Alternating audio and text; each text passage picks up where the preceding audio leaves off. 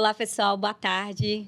Sejam muito bem-vindos. Agradeço muito a presença de todos vocês que estão aqui nos assistindo. Meu nome é Larissa Viven, faço parte do time de desenvolvimento de negócios aqui na Seidl. E eu vou estar mediando o evento, então se vocês tiverem alguma dúvida, podem mandar no chat, que nós vamos estar respondendo pelo chat. Lembrem de seguir nossas redes sociais e acompanhar o nosso calendário de eventos na nossa landing page.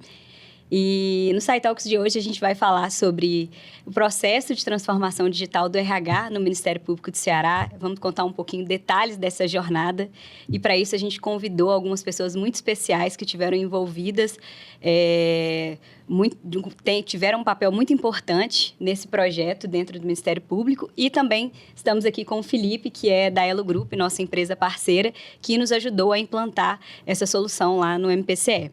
Então, vou passar a palavra para que cada um deles se apresente um pouquinho. Boa tarde, eu sou o Luiz Carlos, eu estou atualmente como gerente de soluções de TI, e a gente tem trabalhado junto da gestão do projeto para poder receber os serviços, as inovações que são implementadas e também para receber um pouco do conhecimento, absorver um pouco, não, o máximo do conhecimento possível e também para que a gente possa estar desenvolvendo internamente.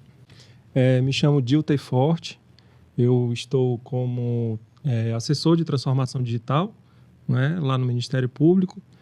Foi uma primeira inovação no Ministério Público em relação a isso por conta da gestão do projeto. É a primeira vez que a gente tem um projeto tão grande e a necessidade de alocar um gerente de projeto para isso. Então, eu estou exclusivamente para gerenciar esse projeto devido ao tamanho e à importância dele. Boa tarde, Larissa, tudo bom? Eu sou Ana Sudário, eu sou a secretária de Gestão de Pessoas do Ministério Público do Ceará e acho que sou a principal beneficiária do projeto que a gente está passando agora por esse processo de transformação na nossa instituição. Boa tarde, Larissa. Sou o Felipe Drummond, estou aqui novamente no SciTalks para poder conversar um pouco com vocês, coordenando os nossos projetos na área de transformação digital em governo, especialmente o projeto do MP, estou desde o início dele até o momento e tenho acompanhado nosso cliente em todo esse passo a passo junto de vocês, implementação, evolução e desenvolvimento da solução. Boa tarde a todos, eu me chamo Evelise Braga, sou a secretária de Tecnologia do Ministério Público. E a área de tecnologia participa do projeto desde o início, com o negócio, com a transformação digital, e é um projeto muito exitoso e eu estou muito feliz de estar aqui para a gente falar sobre essa experiência. Não, legal, pessoal. A gente, enquanto Seidl, também está muito feliz em recebê-los aqui, A gente está já nessa parceria desde 2022. E aí, antes da gente começar a entrar nos pormenores assim, de como que foi a implantação do projeto, eu queria passar a palavra para a Ana, para que ela contasse um pouquinho como que estava, o que motivou e qual era o cenário inicial ali do Ministério Público do Ceará que fez com que eles buscassem uma nova solução e chegassem ali na Seidl para que a gente pudesse iniciar esse projeto. Lares, o Ministério Público do Ceará, ele era uma instituição, não era só o RH, Era uma área completamente manual. A gente fazia tudo que era feito lá, era feito no papel, na caneta, levando com o livro de protocolo. Com o livro de protocolo, Leva para lá, leva para cá, perde processo, A gente fazia sorteio, Quem ganha um dia de folga, quem achar um processo tal. Era mais ou menos assim a nossa realidade, E aí veio a pandemia, Junto com a pandemia, a gente teve inicialmente um secretário-geral, que foi um grande patrocinador na época. A gente teve uma primeira experiência, A gente viu que não dava mais para manter esse sistema a instituição crescendo muito, E a gente viu que não dava mais para manter o trabalho daquela forma manual que a gente vivia, Era muito ruim, era uma qualidade muito ruim, estava ficando impraticável. E aí, quando a gente, nesse momento, a gente decidiu automatizar. E, naquela época, nós não sabíamos bem o que significava. Eu, pelo menos, não, tá? Eu não sabia, minha cabeça era bem quadrada, E a gente decidiu automatizar, E a solução que a gente escolheu era um ERP que, quando foi apresentado, pareceu, para mim, pelo menos da área e para o grupo daquela área, a gente achou que era a melhor coisa do mundo, né? E aí a gente embarcou, né, nesse processo e foi assim, a gente viveu um fracasso nessa experiência, sabe? Nem nós tínhamos preparo para isso, tá? A gente não sabia bem o que queria, né? A gente não sabia como acontecia o processo e a empresa também era muito amadora, né? Preparada, talvez ainda muito despreparada para alcançar um desafio como era o Ministério Público, né? Eu acho que tinha muito disso, tá? Essa conjunção fez com que esse projeto não foi à frente. Voltamos para a estaca zero, né? Foi quando a gente começou a procurar, né, outra forma de fazer, porque aí daquela forma não dava mais. E aí a gente encontrou, né, o Drummond, a Seidel, a Elo, e aí a gente começou um processo que hoje está bem consolidado, né, que a gente vai falar aqui posteriormente, né? Como que vocês lidaram com essa transformação no dia a dia, né? Esse processo de priorização, despriorização de demandas, o inicinho ali, como que funcionou como vocês lidaram com essa transformação no dia a dia de vocês? Tá, eu acho que foi esse processo para a gente foi importante. Vou dizer que foi muito importante pegar uma empresa que tinha uma maturidade já, sabe? Eu acho que isso foi para a gente muito importante. Do mesmo jeito, talvez com uma história já de fracasso, talvez a gente fosse um pouco mais preparada para essa segunda experiência, inclusive ressabiada mesmo, né? Assim, com o pezinho atrás, sabe? A gente foi para essa experiência assim, muito desconfiada, né? Mas ainda muito imatura para isso, sabe? Principalmente que diziam para a gente assim, ó, é low code, e a gente... que é isso, Jesus, né? Low code. Então, a gente achava que era tudo desorganizado, entendeu? Pronto, a outra era estruturada demais. E essa agora é muito desorganizada. Olha qual era nosso... né? Olha como era a nossa cabeça, né? E aí, o que aconteceu foi que o pessoal chegou, né? De cara, a gente percebeu uma maturidade, assim, na forma de desenvolver os processos. Maturidade essa que a gente não tinha, né? Mas que houve um crescendo, sabe? O grupo foi todo se envolvendo. Essa decisão de ter um gerente de projeto ali muito perto do nosso lado foi muito importante, sabe? A presença do Drummond nesse processo também foi muito importante, que eu acho que foi uma das coisas que contou muito, foram essas duas figuras, entendeu? Senão, talvez a gente tivesse tido o mesmo resultado né, do anterior. Então, quando a gente tinha essas duas figuras que eram maduras, tá entendendo? Isso ajudou muito a botar a área de negócio, que não tinha nenhuma experiência de processo de automatização, tá? A botar a gente do trilho, né? Então, acho que...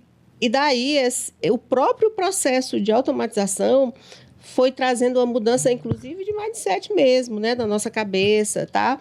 Da forma de organizar os processos, de pensar não mais em fazer todos os quadradinhos que a gente pensava que era para ser feitos, e sim o resultado final. A gente passou a trabalhar pensando no serviço, tá? Na entrega final. Então, isso foi isso é que eu chamo de transformação, sabe? Porque para a área que era completamente...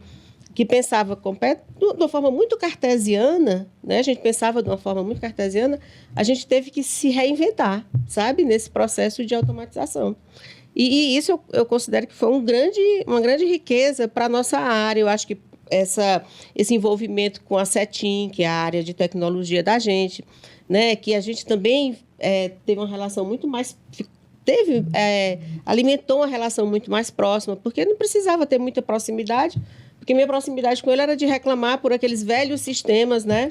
Tá? Que a gente tinha e que só me dava problema, né? Também a gente precisou antes a gente tinha uma interação muito mais relacionada a quando aconteceu um problema, né?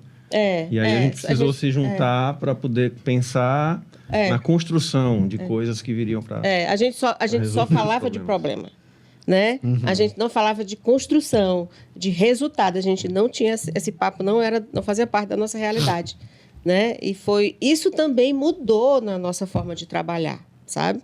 Então, acho que esse processo, para instituições como a nossa, naquele formato que a gente estava, né? Assim, quase começando do zero mesmo, sabe? assim, foi, para mim, eu considero uma revolução, sabe? Principalmente quando eu olho a instituição hoje, né? Que a gente vai falar um pouco de como essa instituição está hoje. Está boa? Está perfeita? Não, ao contrário. Não está boa, e isso é muito bom, sabe? Eu acho que isso é muito legal, sabe? Eu acho que sempre tem a melhorar, né? Independente de quando você vai... Você cria aquela base, tem aquela questão de aprimorar sempre.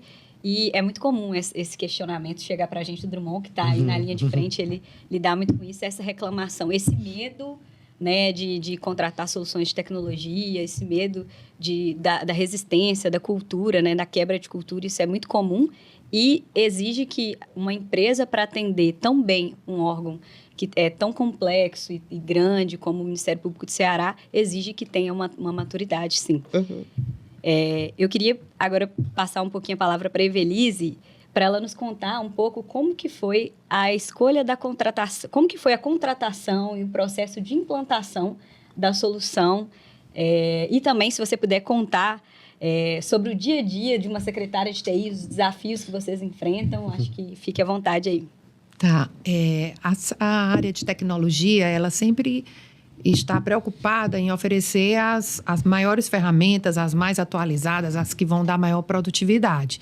Só que existe uma série de fatores e elementos que já foram, inclusive, citados pela Ana e que a gente sabe que são tão importantes quanto a tecnologia. Mas a minha preocupação, quando a gente começou a prospectar o que é que a gente ia usar, depois de, como ela já disse, um sentimento de fracasso, a minha preocupação foi trazer algo novo, mesmo que fosse desafiador e perigoso e arriscado, né? Então, eu conhecia a plataforma Saido por conta de atividades que eu tinha desenvolvido na estruturação de programas de governo digital, conhecia essa plataforma voltada para automação de serviço público e não de processo de gestão pública, mas mesmo assim, com toda a equipe, né, que está aqui, com outras pessoas, porque no Ministério Público a gente pratica esse tipo de governança, a gente toma decisões em colegiado, isso já é um fator de maturidade que facilita muito para a gente. Então, eu levei as ideias, as pessoas, algumas já conheciam, como a Ana falou, outras não. E aí, junto, né, por uma decisão, nós resolvemos adotar uma plataforma low-code, né, potencializando a metodologia ágil. Logicamente que todo mundo usa metodologia ágil na área de tecnologia, mas a gente potencializou isso. E aí, a gente partiu para uma contratação, na qual entrou plataforma Saido e empresa Elo Group, né, aqui representada pelo Felipe, que tem uma vasta experiência em processos, em automação de serviços, mas que também era um desafio para eles trabalhar automação de processo de gestão pública interno, com uma plataforma cuja experiência deles tinha sido mais em termos de serviço público. Então, nós contratamos. Esse contrato tem suas dificuldades e com o decorrer do tempo, que isso vai ser falado aqui, essas lições aprendidas, nos fizeram fazer um novo contrato, tentando mudar um pouco esses problemas, não só problemas contratuais, como problemas de execução do projeto. Então, a gente tem aqui, nesse momento, uma oportunidade de falar de uma jornada, né, de uma jornada de crescimento tanto em termos de automação, de uso de uma tecnologia que a gente não era habituado, como de relação entre as áreas do Ministério Público, área de negócio, área de tecnologia, área de transformação digital, né, que está focada nisso. Então, a gente tem essa experiência para falar desses pontos e tem também deixar essa mensagem.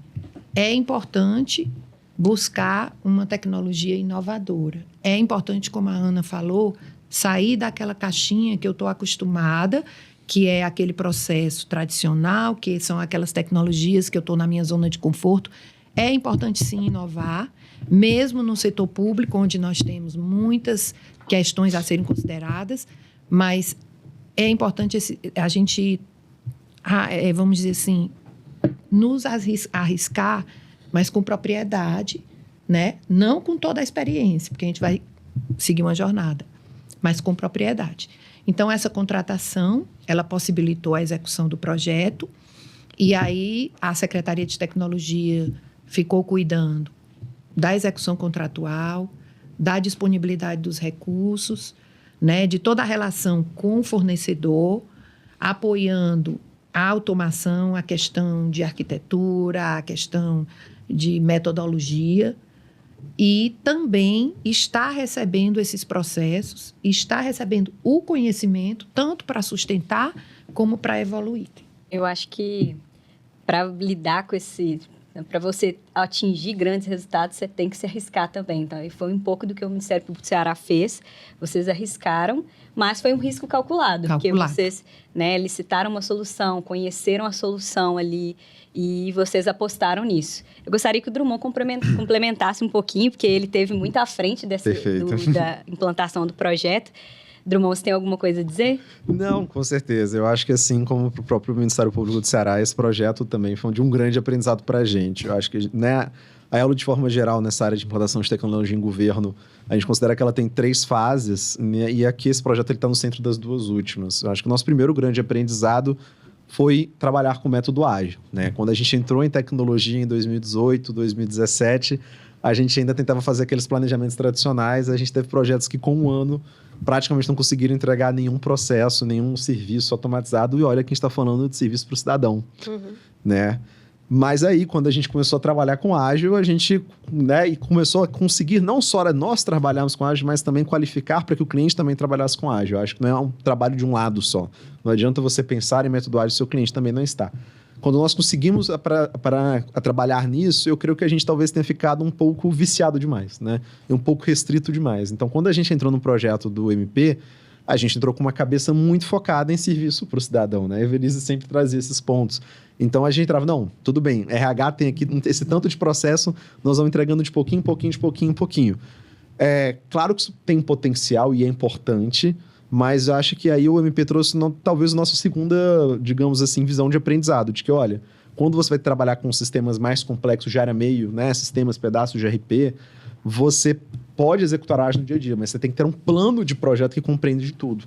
Então, no início do projeto, a gente focou muito em alguns módulos, né? A gente foi com uma visão muito de sistema de automação de serviço para o cidadão, no qual você vai fazendo integração à medida que você acaba aquele pedaço, né? Então, no local de você fazer hoje, por exemplo, quando a gente trabalha no projeto de recursos humanos, projeto de pagamento, nosso primeiro passo é pegar todos os dados do sistema que já existem, fazer uma integração bem grande, né? Nesse projeto, não. A gente foi, vamos fazer integraçãozinha aqui. E são coisas que se depois, né, como a gente passa hoje, se paga um preço por você ter errado. Claro que você tem que corrigir, avançar, mas essa foi uma primeira questão. Então, a gente entrou com uma cabeça, uma visão muito de ágil, com o tempo, com os erros acontecendo, né, e também alguns deles foram, inclusive, avisados, vinham de percepção, né, do próprio Ministério Público. A gente passou a tudo bem, a gente vai continuar no ágil, mas a gente tem que ter um roadmap muito maior. E aí é importante também separar, né, produto de implementação. O produto da Seidel, ele dá toda a capacidade para se implementar os recursos humanos em outras áreas. Mas nós decidimos começar com pedaços deles, né? E eu acho que isso foi uma questão de aprendizado muito grande. Hoje, quando a gente participa de um projeto, a gente busca compreender todo, né, aquela visão, e pode ser que comece por partes, né? Aqui foi um pouco diferente, a gente começou muito... E aquilo, né? Você custou aprender algo, né? A ELO vem de consultoria. Então, para a gente foi custoso aprender o ágil. Você aprende, isso funciona, você acha que só aquilo que vai funcionar, e se você sair daquilo não vai funcionar mais. Mas eu acho que a gente teve esse segundo passo de maturidade.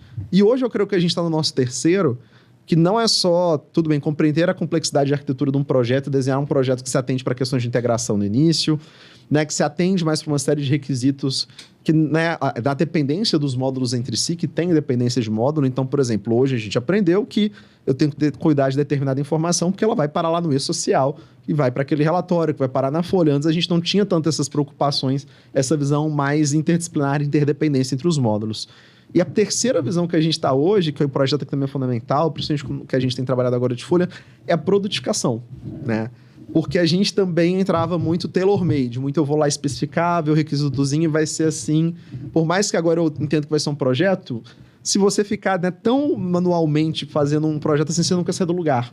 Então, a produtificação hoje, por exemplo, está no projeto de folha, você já trabalha num ponto que você já dá mais autonomia para o seu desenvolvedor especificar, você não fica mais refém de uma pessoa de negócio. Então, a gente tem desenvolvedores hoje, direto com, né, MP, entendendo requisitos de folha de pagamento. Antigamente, a gente morria de medo disso. Não, a gente tem que ter o BA no meio, né, tem que ter um analista de requisitos no meio desse caminho para fazer isso. Então, hoje a gente já tem liberado mais desenvolvedores. Hoje a gente já apresenta um plano de projeto e a gente já consegue trabalhar mais com uma visão que é necessária de um escopo mais fechado, né?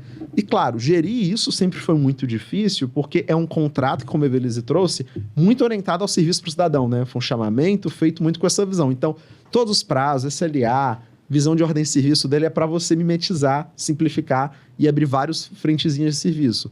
Então, fazer isso ainda é desafiador pelo ponto de vista que o próprio contrato te orienta, mas, em resumo, eu creio que foi isso. Foi um projeto para a gente, foi estrutural para essas, digamos, duas, né, amadurecimentos que a gente tem e carrega para os demais projetos da empresa.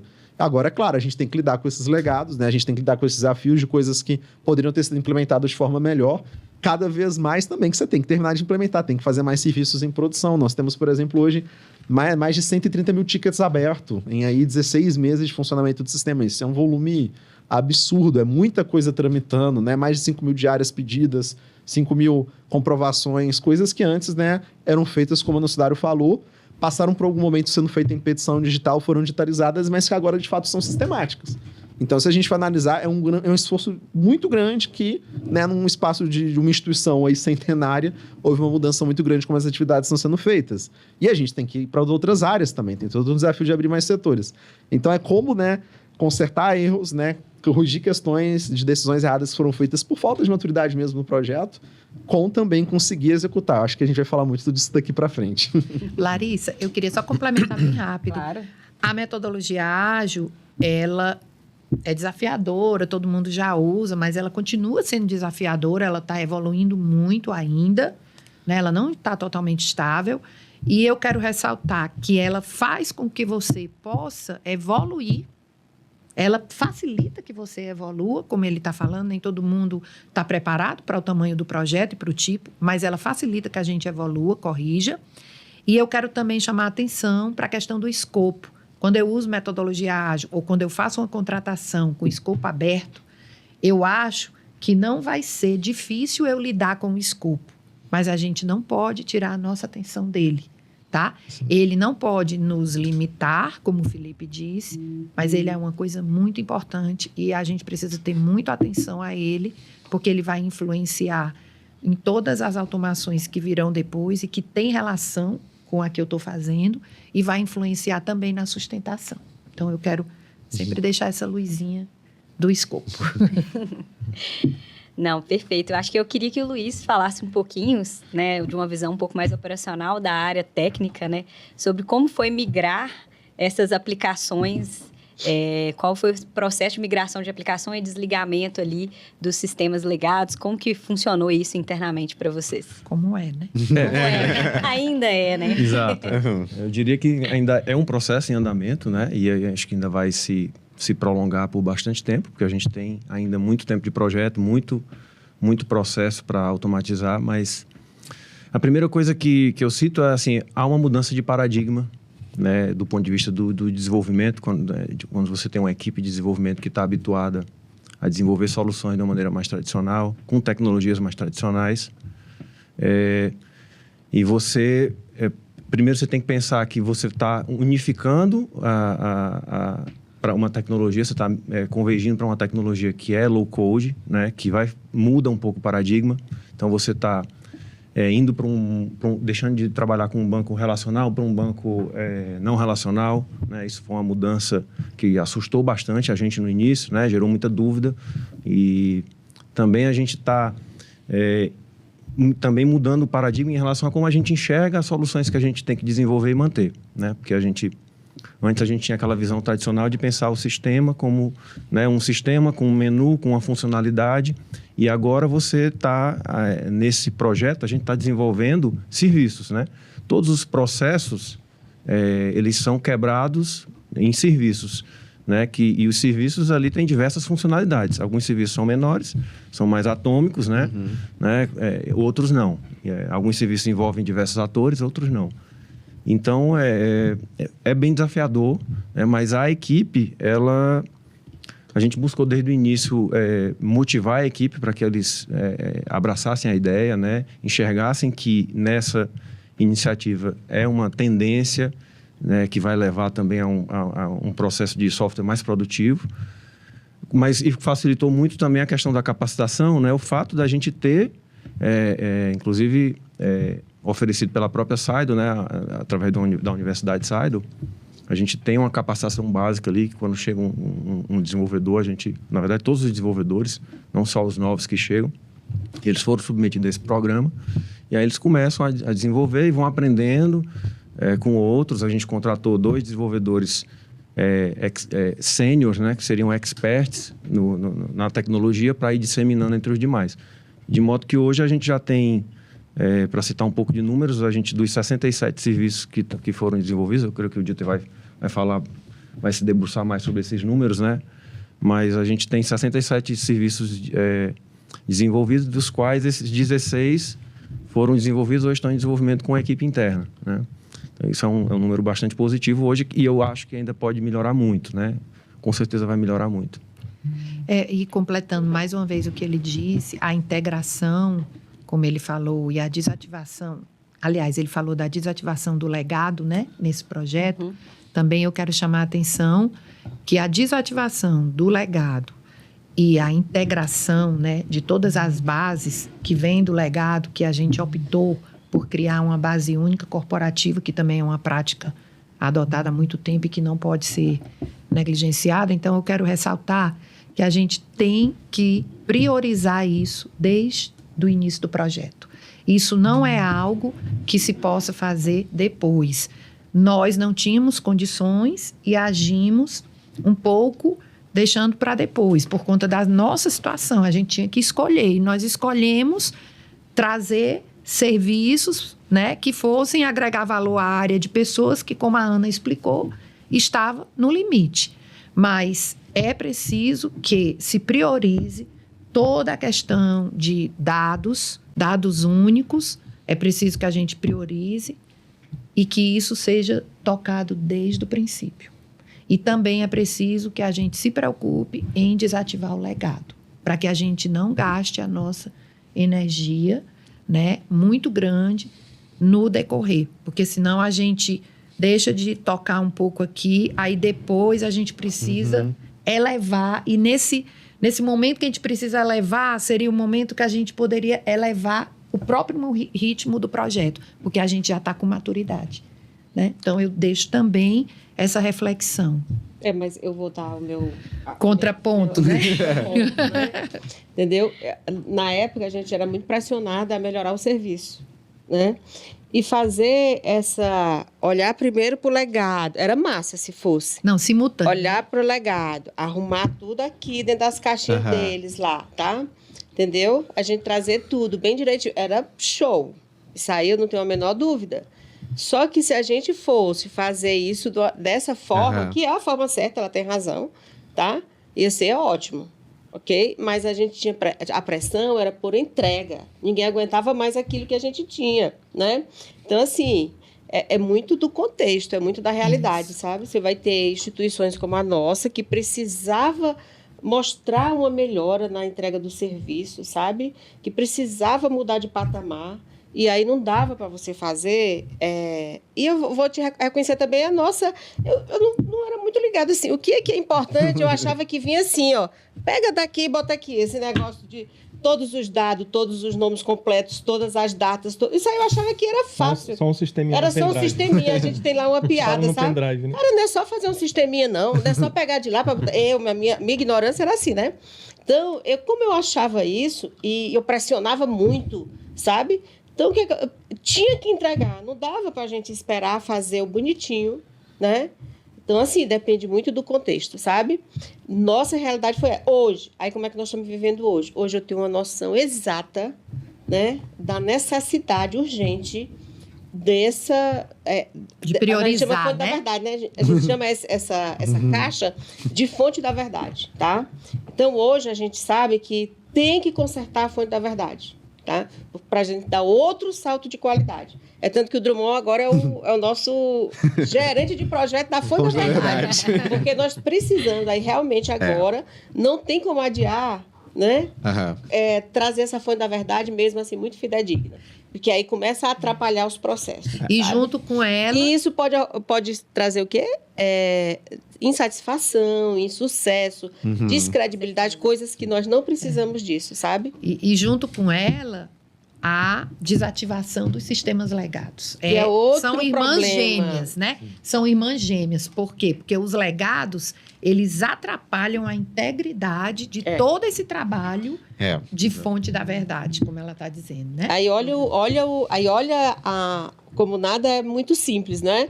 Ao mesmo tempo que é preciso desligar o legado, e eu concordo com isso, nós que precisamos desse legado e ainda confiamos no antigo, né? Porque o antigo ainda é muito bom, né? A gente tem muito medo, sabe, de desligar. A gente fica, vamos desligar. Mas será que, sabe? A gente fica meio que num boicote, mas precisa fazer, sabe? Não dá mais. Mas só quero te dizer que, na realidade, existe um medo, sim, sabe, da área de negócio, em desligar, em passar totalmente, porque a gente tem um receio, né, de que não dê certo. Mas não tem volta, isso aí não tem volta, tem que fazer. Complementando aqui, que, em outras palavras, você tem que reduzir o mais rápido possível e o mais breve possível a concorrência entre o que é legado e o que você está produzindo. Porque quanto mais você houver convivência, você manter, né, convivência entre esses dois lados, né, novas soluções, nova geração de soluções e antiga, você gera uma concorrência que reduz sua capacidade de prosseguir. O casamento não vai dar certo. Né? Reduz a sua capacidade de prosseguir. E reduz a confiança no que você produz de novo, ao mesmo tempo que você se apega ao que você tem de antigo, né? Isso. E aí, acho que comentando qual que foi a nossa lição aprendida enquanto empresa, que, né, não deu para aplicar nesse projeto, porque o projeto já existia, mas, por exemplo, tem que ser aplicado em novas frentes, se a gente for pensar em contratos, materiais, né? Ou em outros projetos que a gente possa desenvolver com vocês. Então, primeira coisa, vamos fazer uma integração. Não, mas vai demorar, porque a minha tecnologia vai ter que parar, vai ter que fazer uma integração aqui, vocês vão ter que fazer uma ali. O que a gente mudou enquanto metodologia? Não, calma lá. Se a equipe, né, se a Secretaria de Tecnologia do órgão tiver uma capacidade de gerar uma integração, tudo bem, mas a gente sabe que qualquer cliente vai começar um projeto no setor público muito pressionado por resultado, né? Porque muitas vezes, para chegar na gente, já passou por outras experiências, né, como vocês de sucesso. Então a gente falou, como a gente pode, primeiro, reduzir essa dependência e necessidade que a equipe do cliente tenha que se envolver com tantas atividades que vão dar poucos resultados no início do projeto. Hoje a gente trabalha com integrações, na verdade, são conectores que a gente faz direto com o banco de dados do sistema legado. É tudo testado, conferido, gera log, né? Então a gente simula uma API nessa integração, nessa conexão direto com o banco, mas a gente traz todos os dados. Como é que esse dado vai ser eleito? Depois eu vejo, mas deixa eu garantir que tudo está lá, está aqui, da mesma forma. Então, é uma mudança radical de pensamento, mas que a gente acha hoje necessária, que a gente tem pensado que, olha, a gente tem que dar autonomia para que o próprio cliente não tenha aqui no início do projeto ficar fazendo isso, porque isso, de fato, não vai gerar resultado para o usuário, não vai gerar, né, assim, visibilidade. Mas é muito importante, se depois você não faz, você gasta tempo depois, em vez de entregar novas coisas, isso começa a ser um freio, que vai diminuindo sua velocidade lá na frente, que é um pouco do cenário que muitas vezes a gente passa agora. Agora, o importante acho que tanto, né, no MP aprendeu isso no dia a dia, né, o MP será que não dá para, né, que isso é uma preocupação de projeto, então para os próximos projetos, e aí isso é mais legal, independente da gente como fornecedor, com tudo que eles forem trabalhar, acho que daqui para frente vai levar isso como aprendizado, e a gente também, enquanto empresa, para sistemas, né, complexos de ARA-meio, sistemas de RH, folha, toda essa parte RP, traz essa preocupação em corrigir algo na metodologia, tentando contornar esse cenário, que, olha, não é algo visível, não é algo popular que dá resultado, mas que você não fazer agora, você vai dar um salto no início, mas depois você vai ter uma dificuldade maior de avanço. Então, de fato, o mais importante para a gente aqui foi como a gente pega essa experiência, transforma nesse aprendizado, para em outras frentes não fazer. Então, por exemplo, agora na folha de pagamento, estamos fazendo integração. Estamos trazendo todos os dados de histórico da folha de pagamento primeiro. Outra forma de fazer. Né? Outra forma de fazer. A gente não faz isso com o RH. No RH a gente foi, não, vamos especificar, vamos desenvolver o serviço. Agora a gente pega os dados aí, vamos fazer uma carga de dados via planilha. Saneia Saneia essa planilha e vamos. Não, vai ter que ter uma integração maior. Faça essa API do lado de vocês que a gente vai fazendo aqui, vamos testando, vamos começar a ligar serviço. Então, é outra filosofia de trabalho e que eu acho que para as duas partes foi muito importante. Agora, tu teve esse desafio, mas tudo isso com resultado também na outra ponta, porque nenhum projeto sustenta sem resultado também. Você tem que mostrar para o seu usuário, né, que está lá no dia a dia, que a vida dele vai melhorar e que é possível uma nova lógica automática, personalizada. Então, depois a gente fala, mas né, a gente tem esse legado, mas a gente tem serviços com IA. Assim que surgiu o IA, né, foi um dos primeiros órgãos do Brasil no setor público que trouxe componentes para tudo isso, né, graças também à evolução da plataforma. Então, também, eu acho que é como conseguir, né, assim, mediar esses dois eixos, esses dois polos do projeto. Eu acho que não dá para esperar. Eu acho que o que a gente pode tirar de lição também, né, que não dá para esperar o fogo espalhar para chamar o bombeiro. Quando a mínima faísca, porque se você esperar tanto, né, e o processo no setor público ele é mais moroso, né, o processo de contratação. Então, se você vai atrás de uma solução depois que já está pegando fogo, aí acontece o que a Ana trouxe aqui para a gente, que é essa questão. Cara, o pessoal quer resultado, o pessoal não aguenta mais, a gente está com urgência em entregar e melhorar o que a gente já tem. Então, isso fez com que desse esse salto no início e desse essa travada, né, depois. Porém, se você tem um tempo hábil ali para poder, né, tratar isso antes, você tipo assim, antes do fogo espalhar tanto, você já foi atrás de uma solução, você consegue trabalhar essa parte das integrações e das migrações de uma forma muito mais calma e tranquila, porque assim, quase nunca é calmo e tranquilo no setor público, mas de uma forma um pouco mais estruturada, como vocês estão fazendo em Folha agora, porque, né, os incêndios a maioria dos incêndios já foram apagados, mas como a gente disse, tem muito a evoluir, tem muita coisa para evoluir. Então agora eu gostaria que o Dilter também desse uma contribuição, falando um pouco mais sobre a visão do gerente de projetos, né? Qual que é a sua visão de operação? Quais foram os pontos de desafio do projeto enquanto gerente? Primeiro, eu acho que foi um desafio muito grande, né?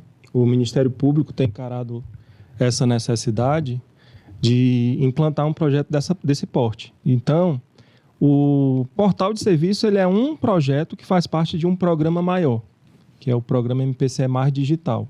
Então, foi pensado de uma forma estruturada, bem maior, com várias frentes, sendo o portal de serviço, talvez digamos assim, o projeto de maior impacto dentro desse programa, né? Então, eu acredito que tivemos vários acertos e alguns ajustes no decorrer do processo também. Não é um mar de rosas, como se diz, né? A gente tem uma jornada aí, a gente está aprendendo bastante com ela. Então, um primeiro ponto que eu acho que é importante ser dito, até para quem está nos assistindo, né? Levando a nossa experiência e podendo tomar uma decisão também de apostar ou não apostar nisso. Eu acho que foi muito assertiva a questão de ter um espelhamento da gestão de projetos, enquanto a gente contrata o fornecedor e tem a figura do Drummond fazendo o papel de gerente de projeto pelo lado da Elo e alinhando tudo com a Saido.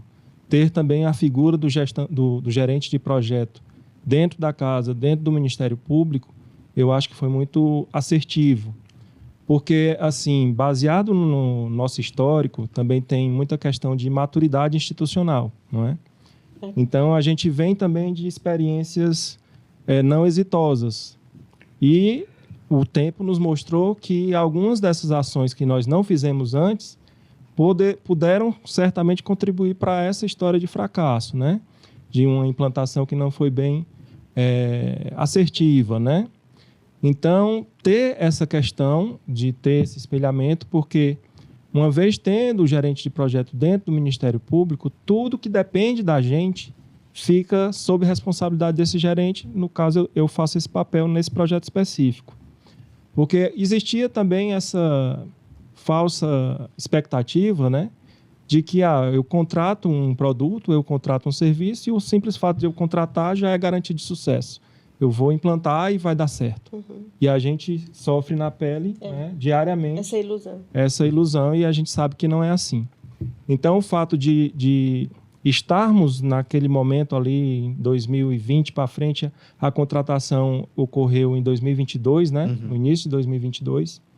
A gente já estava com um nível de maturidade, até também a pandemia nos ensinou um bocado também em relação a isso. Apanhou um bocadinho. Então, esse ponto aí eu acho que foi um fator crítico de sucesso. A equipe também toda, por já ter vivenciado uma outra experiência, já entrou nessa nova, né, nesse novo projeto, com outro tipo de maturidade, engajamento. O nosso próprio programa MPCE Mais Digital, ele enfatiza muito, né, até no nosso slogan, tecnologia, transformação além da tecnologia, para que não fique uma coisa só em termos de ferramenta tecnológica, só sistema, só computador. A gente, desde o começo, envolve as pessoas e dá a importância necessária para elas. Porque um projeto dessa magnitude, sem o envolvimento das pessoas, não rola. Sem que elas entendam da importância, principalmente ali na fase de levantamento de requisitos, onde esse sistema ele foi construído, né, do zero. Ele tem uma plataforma robusta, que no caso a Saido por trás, mas os serviços todos foram automatizados do zero, do início mesmo, que foi um outro grande desafio. A gente pode até falar um pouco mais sobre isso também.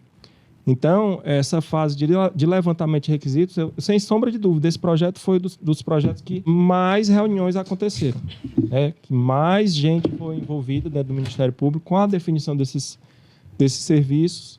A metodologia ágil aí que o Drummond colocou, né?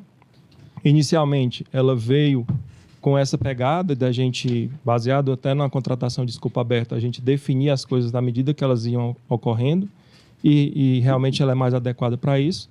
Mas mesmo essa metodologia também precisou sofrer alguns ajustes. Porque dentro de uma instituição pública que tem o seu modus operandi, o seu rito e as questões contratuais, a gente também precisou fazer ajustes. Então, a gente vai fazendo uma mescla e tirando o que é bom de cada coisa. Isso aqui é legal da metodologia ágil? Beleza, vamos usar. Mas tem coisa da metodologia clássica que também é importante, a tal da burocracia necessária. Então, vamos usar também, né? Então, a gente foi aprendendo muito no decorrer desse... Mas eu quero que tu conte como foi que tu educou a gente. Chicotezinho das reuniões, tá entendendo? Eu quero que tu conte. Entendeu? Eu quero que tu conte como foi o processo de educação. Ainda estou tentando um pouco. Nós todos, né?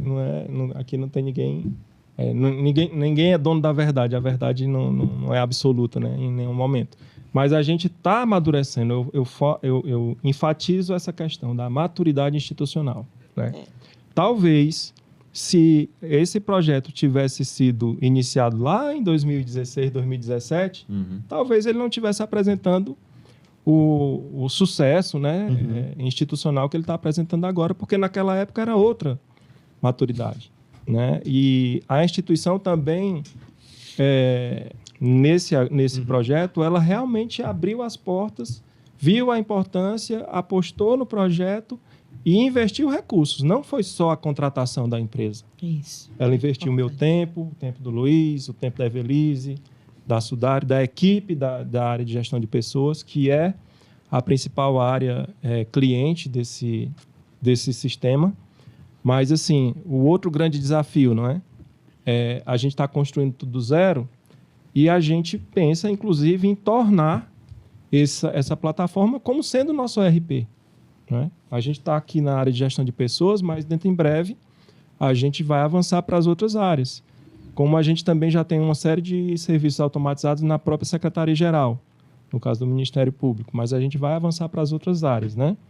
E a gente sabe que uma plataforma como a Saido, que é um BPMS, normalmente uma primeira aplicação disso é onde você entra com uma automatização de serviços, mas que se integram com sistemas legados. Né? Que ele vai puxar um dado de um canto, vai jogar no outro, vai tornar uma experiência mais agradável para o usuário. Mas, no nosso caso, a gente está substituindo. A gente tinha uma porção de sistemas legados, desintegrados, com difícil manutenção, com tecnologia ultrapassada. E então a gente está apostando, continuamos apostando nisso, né? E agora, cada vez que passa, a gente vê que a gente acreditamos que estamos no caminho certo. Problemas existem, mas a gente vai contornando e ajustando, né? Essa questão da metodologia, uma série de outras lições aprendidas que eu não sei se já é o momento da gente começar a falar disso agora, mas a gente vai ajustando. E com relação à educação, que a Ana comentou, é muito importante essa questão, muitas reuniões, sabe? Mostrando mesmo para as pessoas a importância do engajamento. Elas participam, a gente também vem de uma cultura que os nossos servidores, eles costumam ficar muito calados nas reuniões, medo de se expressar, medo de se expor, uma noção assim de, não, para que eu vou falar se quem tem que falar mesmo é meu gerente, se eu falo e ele discorda, né? Uhum. Então, isso tudo também foi vencido. À medida que a gente vai oportunizando as pessoas a falarem, a contribuírem, e elas sabem que depois, na hora da entrega, elas vão validar justamente aquilo que ela está recebendo, comparando com aquilo que foi especificado. E muitas reuniões, né, Ana? Uma coisa que eu acho que vale a pena a gente mencionar, que pelo menos para mim foi uma surpresa muito positiva, foi a forma como a gente fez o lançamento desse projeto. Depois da contratação, né? A gente fez o lançamento ali, a reunião de kick-off, que seria normalmente numa salinha dessa daqui, com 10, 12 pessoas, talvez, a forma tradicional. E nós fizemos um lançamento com escola de samba, né, na época do carnaval, a escola de samba passando por todos os corredores ali da PGJ e chamando as pessoas, convocando as pessoas para irem ao auditório, para presencialmente estar lá e fazermos esse lançamento onde cada um de nós aqui falamos, o PGJ falou, né? Então, naquele momento ali também foi uma mensagem muito positiva que se passou para a instituição, né? Uhum. Que o corpo gestor, desde o patrocinador, no caso o Procurador-Geral de Justiça, como todas as áreas envolvidas, engajadas para o sucesso do projeto. Uhum. Então, quando a gente tem esse comprometimento, as coisas costumam ser mais fáceis. Agora, é algo que tem que estar sempre sendo alimentado, né? Porque qualquer vacilo, qualquer deslize, um detalhezinho ali na tal da fonte da verdade, né? Um dado que sai errado, gera-se um monte de serviços e problemas aí criando algumas situações que a gente precisa contornar rapidamente. Quando você falou um comentário, quando o Dilter comentou sobre a questão dos servidores que ficavam muito calados, né, nas reuniões e tudo, eu me lembrei de uma coisa que eu acho que foi muito importante nesse projeto que aconteceu, foi que com essa questão da liberdade né, das pessoas se expressarem, né, porque houve um engajamento ali, onde você tinha numa reunião todos os servidores ali de uma determinada área com a gestora ou o gestor daquela área, foi uma oportunidade da instituição revisitar diversos processos e melhorar. Quer dizer, você não pegou só, a partir do momento que entrava na lente do projeto aqui um determinado processo que ia ser automatizado, você pegava os atos normativos, né, distribuía ali e a gente ia partir para automatizar aquilo ali. Não, houveram reuniões, e foram várias, onde a instituição revisitou os seus processos, repensou, abriu, né, a cabeça e pensou fora da caixinha muitas vezes e saiu dali com um processo, às vezes, que de uma maneira surpreendente foi inovador, né? E um outro comentário também que o desenvolvimento desse projeto dentro da ferramenta SAIDO, que quando você falou da questão do BPMS, que é uma ferramenta de BPMS, também um ganho muito grande para a instituição é que no momento que ela revisitou seus processos, ela pôde também desenhar. Né? A gente sabe que ter o desenho dos seus processos, a documentação dos seus processos, os processos são ativos organizacionais, né? E a gente não tinha isso em lugar nenhum. Isso estava na cabeça das pessoas. E hoje a gente tem isso dentro de diagramas BPMN que estão dentro da ferramenta completamente integrados aos serviços que estão hoje em produção. O conhecimento também foi materializado e está dentro da ferramenta através do desenho do processo. Tem uma coisa que eu acho que esse processo de automatização, né, ele é muito contextual também, né? Você não sabe quem veio primeiro, né? Se nós estávamos preparados para uma mudança, se a gente ansiava por uma mudança, né? E e com isso, claro, alinhou-se ali com a nova forma de fazer automatização nos processos, tá? Ou você não sabe se essa automatização veio mexer tanto com a gente, porque foi muita briga, viu? Né? A gente briga, né? Brinquedo não, né? Entendeu? Ou se essa automatização mexeu com a nossa forma de fazer. Você não consegue saber bem quem vem primeiro, sabe? Sim. Mas, assim, hoje o que eu vejo, a gente tem uma sinergia muito grande, sabe? Assim, todo mundo está junto. Quando eu digo todo mundo, não é todo mundo ali da área de pessoas, não, ou da área de TI. Eu estou falando todo mundo da alta administração, entendeu? É todo mundo envolvido, todo mundo sabe do que está acontecendo, sabe? Todo mundo é voltado para que isso dê certo. É como se tivesse criado mesmo um cinturão energético, sabe? Assim, para dar certo. Acho que isso é muito importante. Outra coisa, assim, quando o Dilton fala da passividade das pessoas, e hoje eu vejo, por exemplo, dentro do meu time, um time completamente diferente, sabe? Um time que fala, que é empoderado, que se coloca, que domina o processo. Tu tá entendendo? Às vezes até te contesta, né? Muitas vezes eles me contestam, porque eu não consigo decorar tanto ato normativo, tá entendendo? E eles têm um domínio de todos aqueles atos, sabe? Então, assim, foi outra mudança, sabe, Laris, que eu olho, eu digo, pela minha idade, eu olho para os meus meninos, né? E, cara, como eu me orgulho deles, sabe? E esse processo de automatização trouxe essa possibilidade. Então, eu sou muito orgulhosa desse time. Fui fazer parte dele mesmo. Eu digo muito, eu sou muito orgulhosa de fazer parte deles, sabe? E aí eu não posso deixar de falar do nosso líder, sabe? Sem isso, minha amiga, tá? Podia ter a Ana Sudário que tivesse, o gerente de projeto que tivesse, a Saido que tivesse, tá entendendo? Se a gente não tivesse aquele líder, naquele momento, que chegou junto, que acreditou, com visão de futuro, tá entendendo? E que hoje, por acaso, é o nosso PGJ, né? Sabe? Que está ali junto com a gente, que segura todos os problemas, que diz, pode caminhar que eu estou aqui com vocês. Aí, sem isso, não tem como as coisas darem certo, sabe? Todo esse crescimento que você está vendo, aqui a gente relatar, tá? Ele tem esse fundamento, um patrocinador que garantiu a nossa caminhada, tá? Então, assim, eu tenho que reconhecer isso. É nosso chefe, eu digo que ele é meio chato, assim, porque ele marca muito colado, tá entendendo? Mas ele marca colado porque ele tem uma visão, assim, de melhoramento, de aperfeiçoamento institucional, como eu vi em poucas pessoas, sabe? Então, assim, ele consegue trazer a gente para essa mesma missão, assim, de melhorar a instituição, de que essa é a nossa casa. E eu nem sou da instituição efetivamente, né? Eu estou lá como cedida, estou ocupando um cargo em comissão.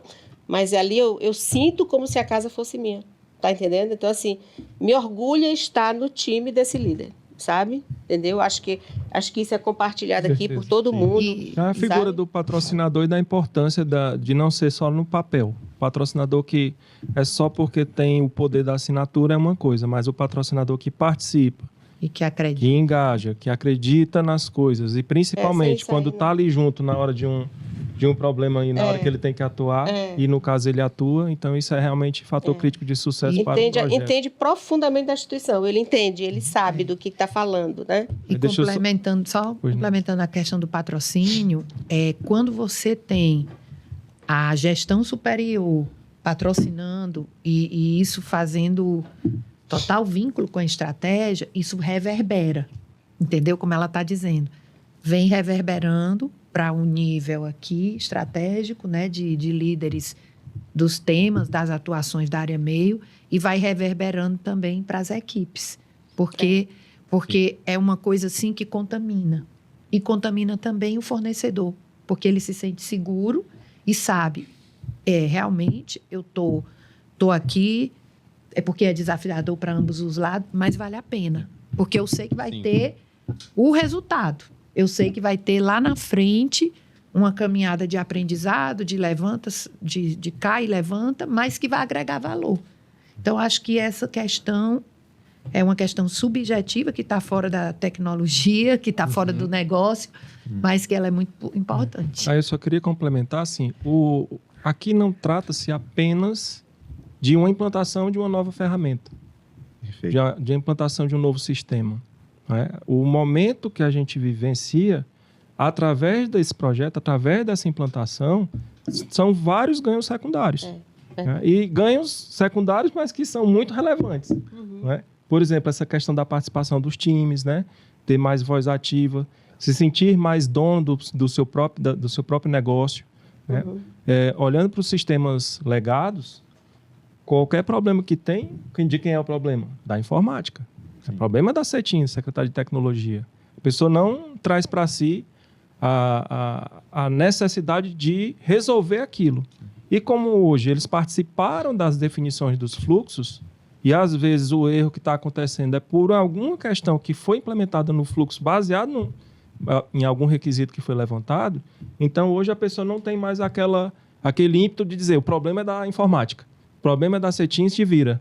Entendeu? Ela primeiro, será se isso está implementado porque a gente que definiu desse jeito, vamos revisar o fluxo, né? Então, tem esses ganhos também. E tudo em cima do fluxo, como ele está dizendo. Quando você trabalha com essas tecnologias mais ágeis, né, voltada para pouco código, né, o low, o no, sempre elas estão voltadas para o produto, para o serviço. Ela está voltada para aquilo que o usuário faz. E por isso que é fácil para o usuário se envolver. Porque o que ele está dizendo é o que é importante, né? Aquele aprendizado, aquele conhecimento. E eu queria também dizer que esse conhecimento que nós produzimos, porque como o Diltei falou, não existia nada. Toda essa automação, ela foi produzida lá no Ministério Público. E ela é referência hoje para outros ministérios públicos. E ela está sendo cogitada, né, de ser utilizada. Óbvio que ela vai evoluir e se customizar, mas ela está sendo cogitada. Então, esse também foi uma coisa muito preciosa, porque foi produzido um conhecimento na área de gestão de pessoas que eles próprios nunca tinham parado para produzir.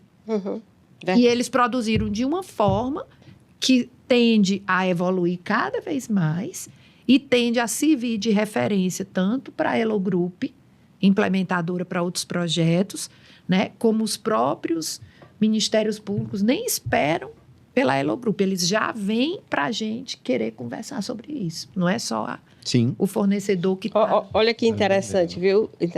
Deixa falar, né? Se deixa falar, já vi. Olha que interessante, olha. Como é aquele termo branco perfeito? Como é aquele termo? Que é o bom... Brilhante. Básico brilhante. Olha que coisa legal, sabe? A gente diz, olha, isso aqui não precisa... Que é o básico brilhante? O básico brilhante é quando você deixa a coisa bem automatizada mesmo, sabe? Aquilo ali... É o básico mais impressiona. Tá entendendo? Olha aquilo, eu acho tão massa, Laris, é que, assim, a gente não tinha noção, nós, né, área de negócio, a gente não tinha noção, nem tinha bem noção do básico, né? Aí a gente...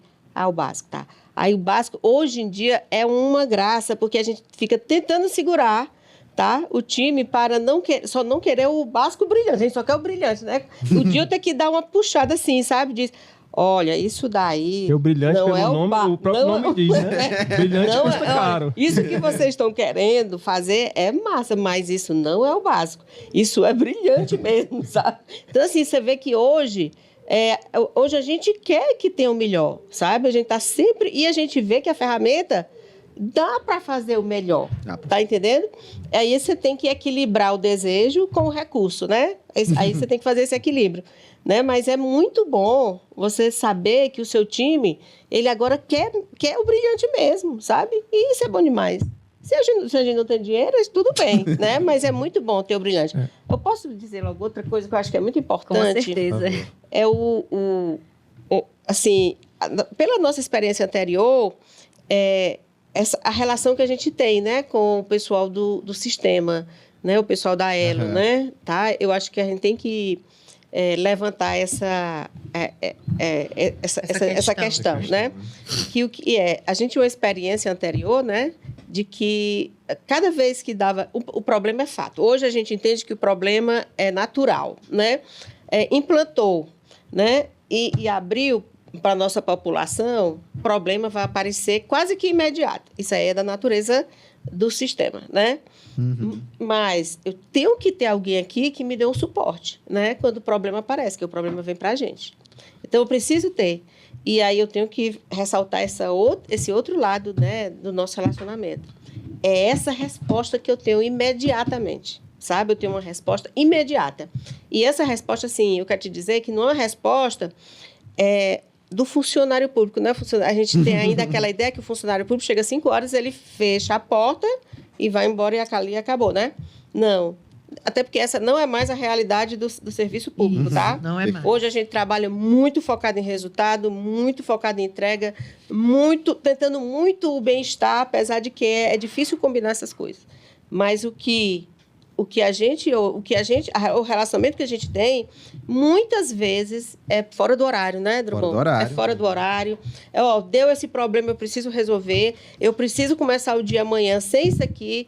E a resposta é sempre muito imediata, sabe? Eu acho que sem isso, não tem como a gente ter sucesso. Eu acho que esse é um dos nossos fatores de sucesso, sabe? Essa resposta assim, ó. Não sabe? fica aquela relação formal na linha do contrato, da né? linha do contrato. A Não sensação tem, é sabe? a gente tem, no caso aqui da Elo Group, um parceiro que a gente trata como se fosse nosso colega de trabalho. É isso. Né? Então, isso realmente traz uma flexibilidade, uma agilidade muito grande. Não, eu queria comentar um pouco sobre isso, porque eu já tive do outro lado, né? Eu já fui servidor público e já acompanhei o desenvolvimento de sistemas. E eu sempre me incomodou muito que às vezes se gastava mais tempo discutindo de quem que era a culpa do problema Exatamente. e o problema do que resolvendo o problema. E eu acho que isso cria uma cultura muito ruim. Porque, assim, os dois lados erram. Tem coisa que aparece problema que foi coisa que faltou, que a gente não especificou. Tem coisa que foi o cliente. Mas se você só ficar tentando olhar para isso, para jogar a culpa, você tem que, né, claro, parar às vezes e avaliar, entender de onde estão as coisas ali para melhorar. Mas seu foco, quando acontece o problema, é resolver o problema. E é do ser humano querer ficar arrumando um responsável, né, o tal do culpado, que é um termo horrível de ser falado, quem errou. Mas, assim, você tem que olhar para o problema para resolver. A gente brinca muito, né, no projeto, eu gosto muito dessa frase, e ela transmite um pouco essa visão, nunca desperdice uma crise. Cada erro é uma oportunidade, né, de você melhorar alguma coisa, de você corrigir. E acho que é uma coisa que a gente lida como, né, ou a questão do erro também, não é o erro chegou, você não vai mandar o estagiário lá, né, corrige aquilo ali. Não, né, o gestor do projeto, o Lucas Leão que tá ali comigo, somos as pessoas que mais tem que preocupar, porque a gente vai ter uma visão muito mais geral de saber onde aquilo ali tá replicando, tá afetando. Então, a gente, né, passa pela gente, a gente filtra também, a gente tem, claro, uma pessoa de suporte, que é a Marina, que se dedica muito a isso, mas não é aquela coisa, isso aqui fica para lá. Não. Isso é coisa, assim, que passa por mim, né? Também pelo próprio cliente que tem essa cultura de trazer isso, e é aquela coisa, e aí você também não pode, acho que é outra questão, ter essa postura muito burocrática, né? Do tipo, não, seu chamado abriu, foi por lá. Então, por exemplo, teve uma época que eu lembro que falou, não pode, né? Foi uma discussão que teve na empresa. Não pode ter, por exemplo, um grupo de WhatsApp com o cliente. Eu falei, gente, isso não existe. Você tem que ter um grupo de chamado para registrar, para oficializar, mas você tem coisa que vai funcionar no início, você vai ter por WhatsApp. Com o tempo, você reduziu muito. Mas é necessário para algumas questões, né? Você manter esse contato, essa pessoalidade. Então, eu acho que, assim, pensar dessa forma é muito importante, agir assim é muito importante, porque, assim, qualquer projeto, né? Claro que a gente tem projetos e projetos, mas se todo projeto, se você tiver uma cultura, né, formalista, burocrática, impessoal, né, com aquele erro, por mais que você não possa ser o responsável, você quebra a confiança, né? Você não constrói confiança, porque confiança não se cria só no sucesso. Confiança se cria mais nos momentos difíceis, né? Nas crises. Sim. As crises são os momentos onde a postura durante o problema é que vai falar mais do que você, né? Do grande sucesso. E tecnologia, a gente sabe que tem muito problema, então a gente precisa disso. Felipe, nós não podemos deixar de dizer que o que ele está falando tem que acontecer e é importante. No setor público, às vezes, a gente não quer deixar isso acontecer, porque a gente sabe que existe muito mecanismo de controle, que é diferente da iniciativa privada, e a gente acha que se a gente deixar isso acontecer, a gente está errando. Só que a gente pode deixar, sim, essa relação se azeitar, evoluir, crescer, mas, logicamente, com muito respeito, com muito reconhecimento de ambas as partes, mas, paralelamente, a gente tem, sim, que adotar os procedimentos formais. Por isso que a gente pode deixar isso acontecer. Perfeito. Porque a gente não vai deixar os procedimentos formais de lado. E outra coisa, como a tecnologia faz os projetos, prospecta, faz os projetos e contrata, cada dia que passa, quanto mais a gente vive essas experiências desafiadoras, mais a gente cresce na produção de um próximo projeto. Não é só a execução do projeto que a gente cresce, é também na hora que a gente vai contratar de novo. Isso é muito enriquecedor. Verdade. Porque se a gente contratar errado no setor público, não é fácil consertar. Então, o setor público também precisa desse aprendizado de contratar bem, né? Uhum. Eu acho que é muito importante esse ponto que vocês levantaram, porque você sentir que tem alguém ali que pode contar, que tipo assim, problemas vão acontecer. É impossível a gente, né, achar que o mundo é cor-de-rosa se a gente pensar que um projeto não vai ter nenhuma dificuldade, nenhum problema.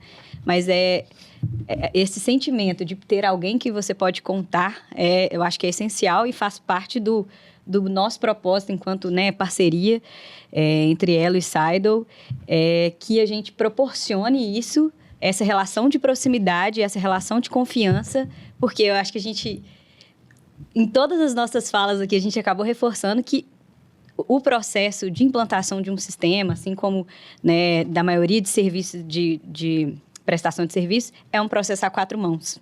Ele não é um processo só da parte da empresa que está implantando, só da empresa de produto ou somente do órgão.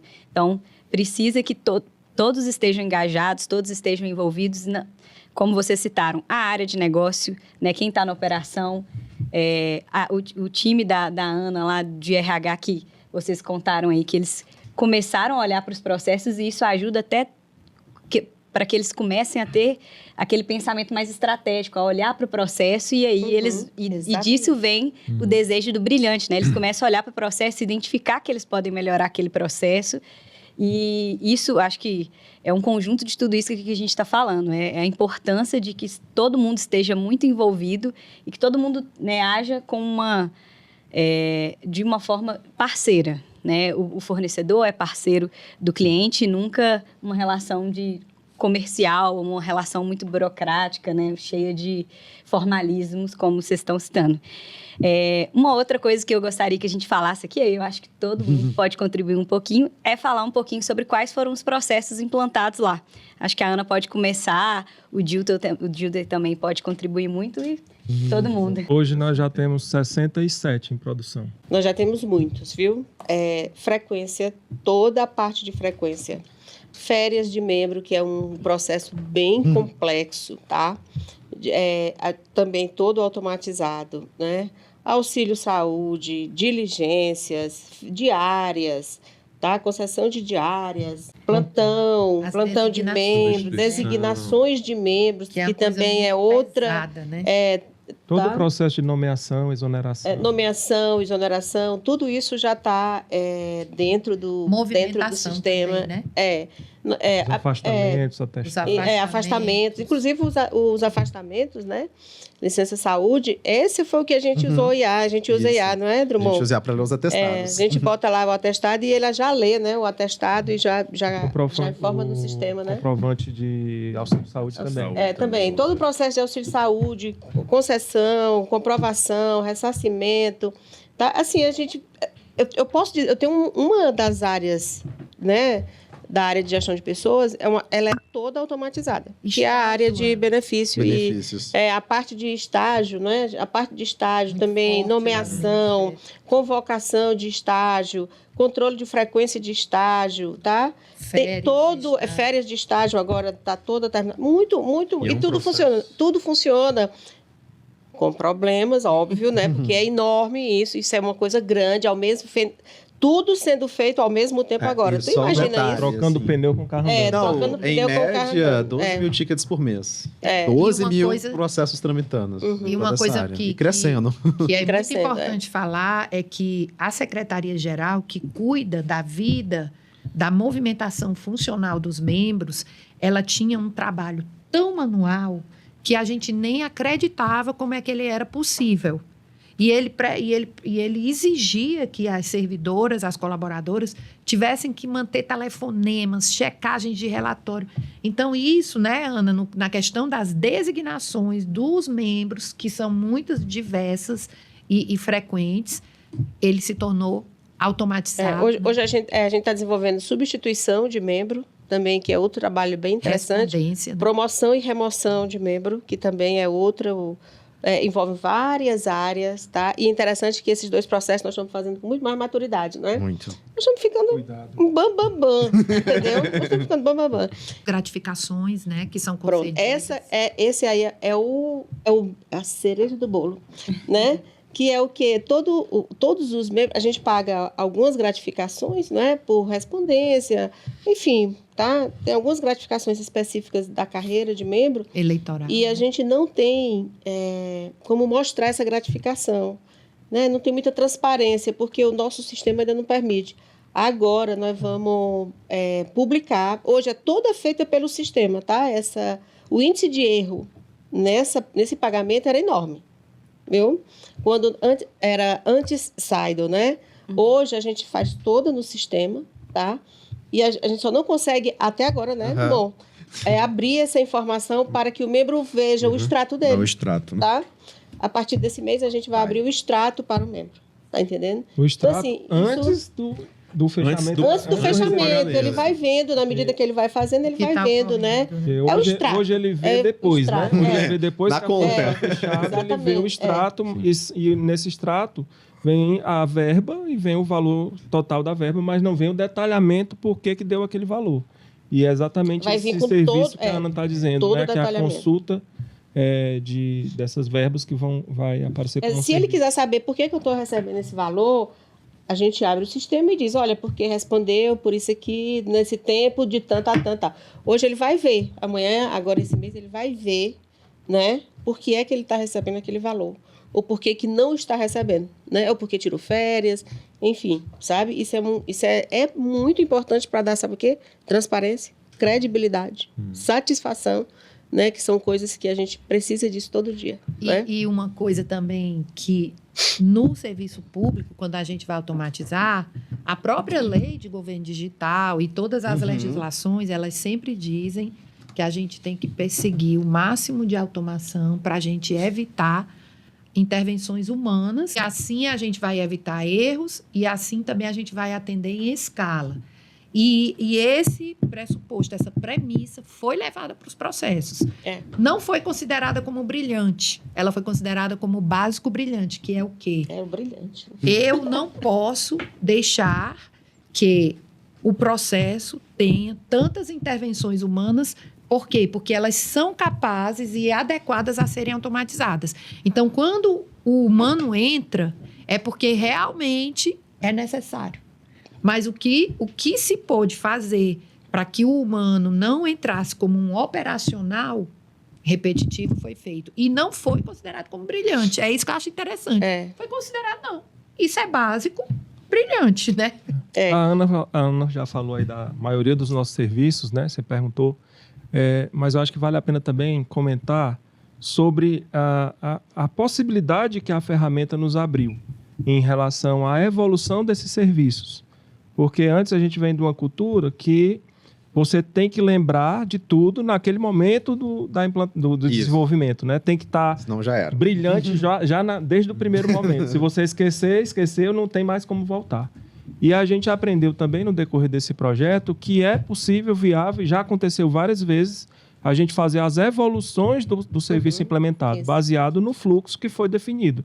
Então você pode, e a gente já chegou no nível de maturidade de chegar a uma decisão durante uma reunião e dizer, não, vamos começar dessa forma, porque isso aqui já nos atende ali 80% do que a gente precisa, e depois a gente volta a esse serviço, faz essas melhorias, implementa essas melhorias e traz uma versão melhor. E aí, no caso, a ferramenta ela proporciona isso, né? Tickets abertos, né? Na versão antiga, segue na versão antiga, mas os novos. mesmo com a outra versão já em andamento. Então, isso facilitou muito. Uma outra coisa que eu queria ressaltar é que, à medida que a gente vai automatizando serviços, a gente começa a ver a necessidade de um serviço conversar com o outro. Isso. Não é? Então, um exemplo prático. Nós temos uma regra onde, no máximo, 50% dos servidores de um setor podem estar de férias ao mesmo tempo. Certo?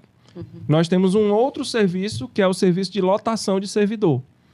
movimentação de servidor. Quando o servidor sai de uma área, de um setor e vai para outro setor. Quando acontece isso, esse servidor já vem com as férias dele agendada. Mas na hora que ele entra naquele próximo setor, automaticamente um serviço conversa com o outro e diz: agora, esse servidor que vem com essas férias, faz a conta de novo. A gente continua obedecendo essa regra dos 50%? Se não, ele já recebe um ticket dizendo: opa, você tem que mudar. Ok, seja bem-vindo no seu novo lar, mas você, infelizmente, vai ter que alterar suas férias, porque você está chegando aqui e está tirando férias numa época que não pode.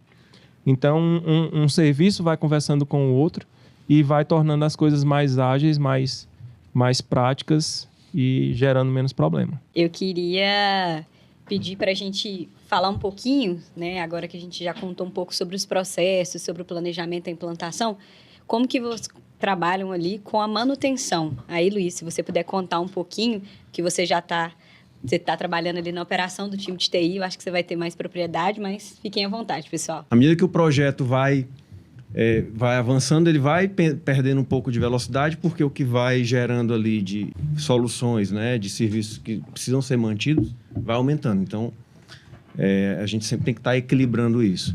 Mas a manutenção, você precisa montar uma operação assistida que esteja condizente com aquela realidade, com aquela quantidade de serviços que vão sendo produzidos e entregues, né?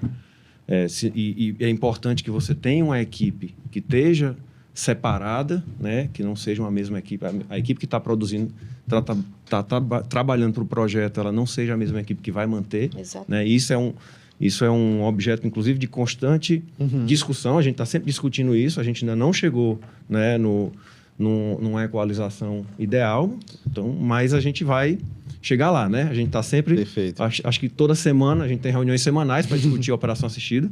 Tamanha a importância disso. E ainda assim a gente sabe que tem muito para avançar. Mas pelo menos eu acredito que toda semana a gente está melhor do que na semana anterior, né? Talvez a gente precise, às vezes, né, rediscutir algumas coisas, mas dar um passo para trás, mas dar mais 2 para frente na semana seguinte. Fator de sucesso. Outro fator de sucesso, né? Uma boa operação assistida, né? E essa operação assistida, ela precisa ser acompanhada, viu? Os problemas vão aparecendo e precisa ter esse alinhamento, né? Muito da área de negócio com a empresa, né? Que presta o nosso serviço. Isso é um fator de sucesso, porque você viu que nós temos muito serviço. Quando a gente fala férias é uma palavra muito pequena para falar da quantidade de serviços que tem dentro dessa palavrinha, né?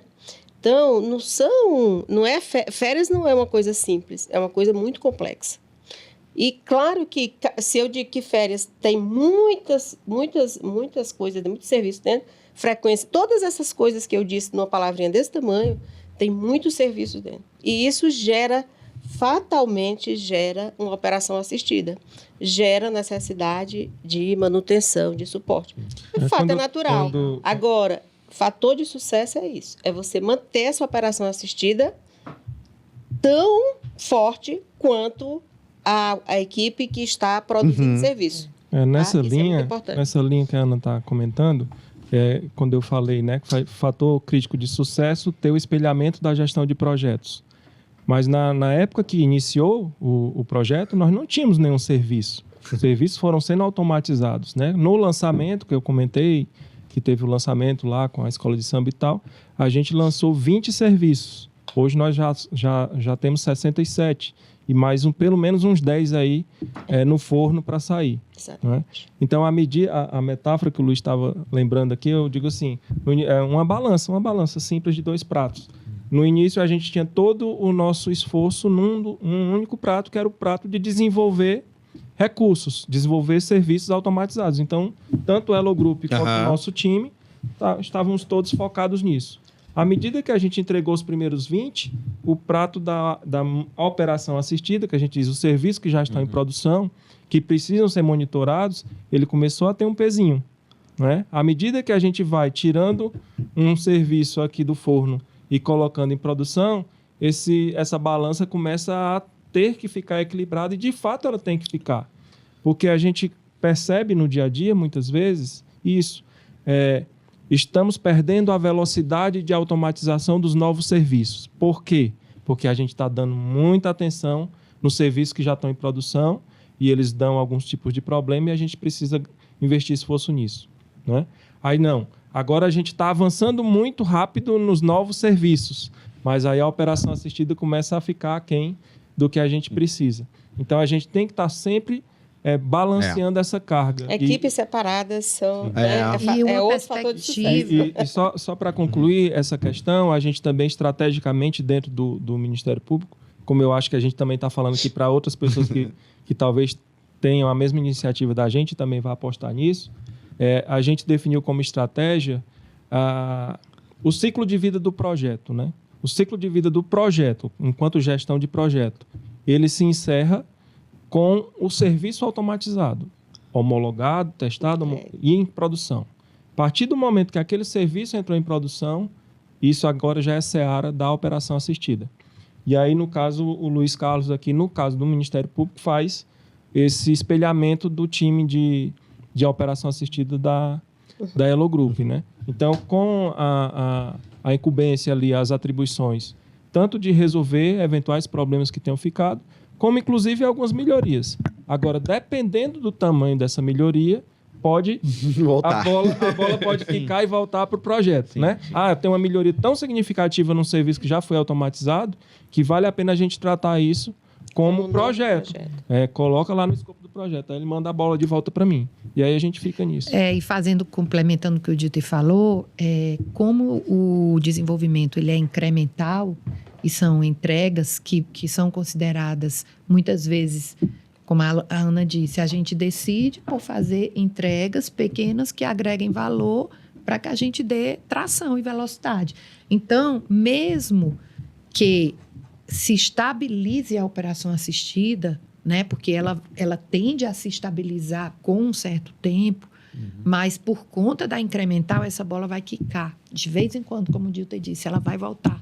Porque já foi decidido antes, não, isso aqui eu posso esperar um pouco e posso dar uma prioridade logo para outra coisa.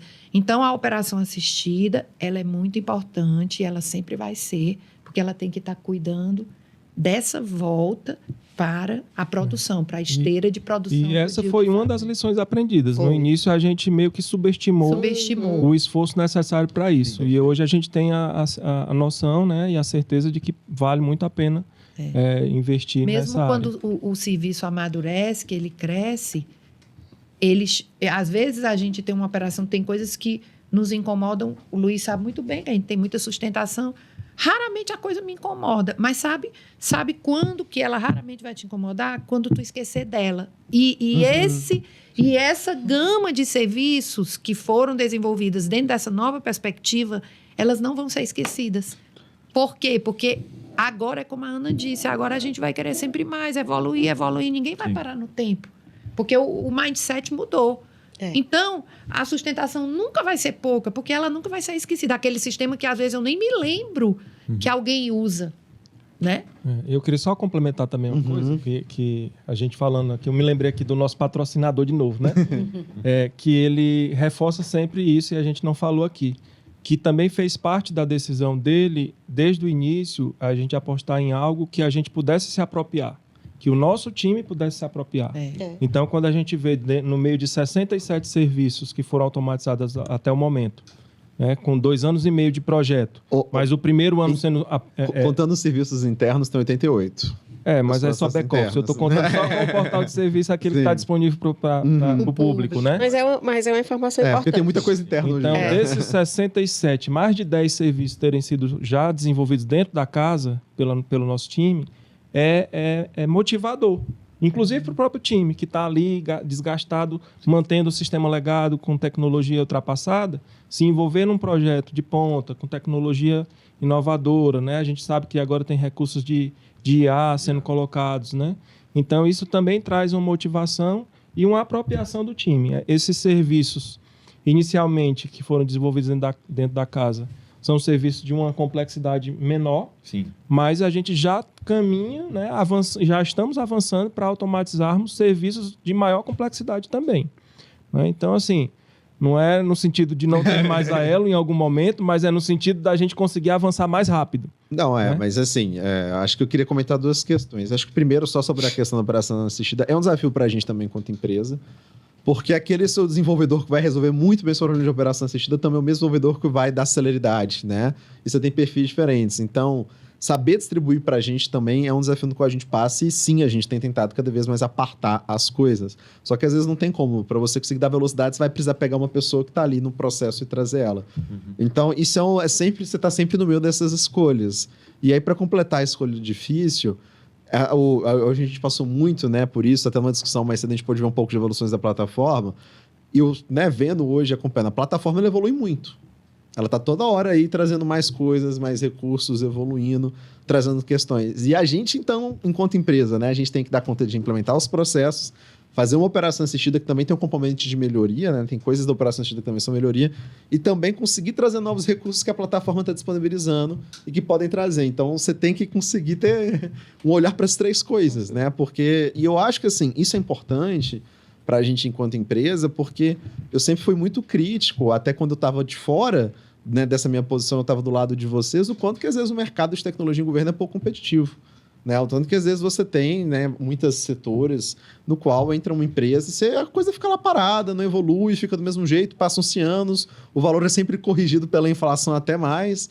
Então, mas a coisa fica parada, você não vê nada. E, poxa, você abre a internet, você abre o computador, você vê novas funcionalidades no seu Excel, você vai ver novas questões de tecnologia. Por que isso não está vindo para o meu sistema do dia a dia? Isso. Por que ele morreu, né? Por que ele morreu? Por que ele continua travado? Por que ele tem que ser tão operacional? Eu sempre fui muito crítico disso, porque eu também já fui servidor e trabalhava com essas soluções. E no mercado eu sempre vi muito essa postura ativa, né, do setor privado, cobrar seus fornecedores e trocar, e exigir, demandar para que a coisa fique, né, com a melhor automação possível, da melhor forma possível. Hoje eu vejo o projeto e eu vejo que existe essa cultura. Essa cultura, claro que ela vai descer, né, das lideranças, então é uma cultura que, né, desce do PGJ, que já foi secretário-geral, vem, né, das secretárias, vem de todos vocês que estão aqui. Não, a gente quer excelência, a gente quer novidade, a gente quer a coisa funcionando muito bem, a gente quer pouca atividade humana. Existe essa pressão de um lado, existe a pressão de melhorar o que já tem, porque muitas vezes você faz um processo hoje com novos recursos que o passado não teve. Então você vai querer levar melhoria para aquele passado também. Então existe essa cobrança, existe essa pressão. Existe, né, a Saido de um lado que se pressiona e evolui, está competindo com outras ferramentas, né? Uma ferramenta, nós dela trabalhamos com outras soluções, gente, né? Assim como a Saido trabalha com os fornecedores. Então a Saido está sempre olhando para os concorrentes dela, que hoje são inclusive as empresas, né, internacionais, né? E na maioria, né? Acho que é muito bacana. E aí também a gente tem que trazer esse lado, né? É uma solução brasileira. No nosso ponto de vista, está em pé de competição com qualquer solução aí de mercado que a gente vê que a gente trabalha, né? Com as soluções fortes low-codes. E por ser brasileira, vai ter um tanto de benefício, inclusive, estar aqui com a gente, né? Inclusive, né, poder ir lá na sede deles e ver os produtos novos, poder ver o que daqui a 1 ano, daqui a 6 meses, daqui a 2 meses vai estar chegando na realidade de vocês. Então, existe toda essa pressão da Saido ser melhor.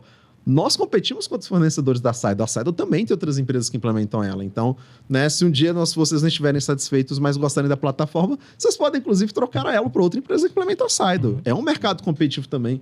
A gente enfrenta a competição, inclusive em licitações. Dá ideia não, Drummond.